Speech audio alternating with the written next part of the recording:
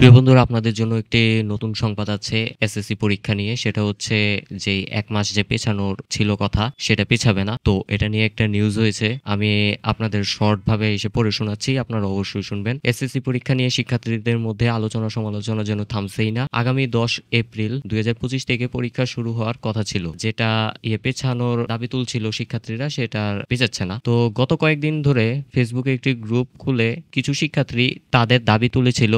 তাদের মূল দাবি ছিল দুটি। প্রথমত এসএসসি পরীক্ষায় ১ মাস পেছানো। দ্বিতীয়ত হচ্ছে প্রতিটি পরীক্ষার মাঝে ৩ থেকে ৪ দিনের বিরতি, যেটা অযৌক্তিক ছিল। ঢাকা শিক্ষা বোর্ডের কর্মকর্তারা এই দাবিকে অযৌক্তিক বলে মনে করছেন। তাদের বক্তব্য অনুযায়ী পরীক্ষার সব প্রস্তুতি ইতিমধ্যেই শেষ হয়ে গেছে। পরীক্ষার কেন্দ্রগুলোতে সরঞ্জাম পাঠানো হয়ে গেছে, প্রশ্নপত্র তৈরি এবং অন্যান্য কাজও সম্পন্ন হয়ে গেছে। তো এর মধ্যে তো এটা তো পেছানো যাবে না পরীক্ষা। সবার শেষে তারা বলছে যে ১০ এপ্রিল থেকেই এসএসসি পরীক্ষা শুরু হবে। যারা এখনো এসএসসি পরীক্ষার জন্য প্রস্তুতি নেন নাই, তারা অবশ্যই প্রস্তুতি নেন। আর ভিডিওটা যদি ভালো লাগে, আরো যদি আপডেট পাইতে চান, তাহলে ইউটিউব চ্যানেলটা অবশ্যই সাবস্ক্রাইব করবেন।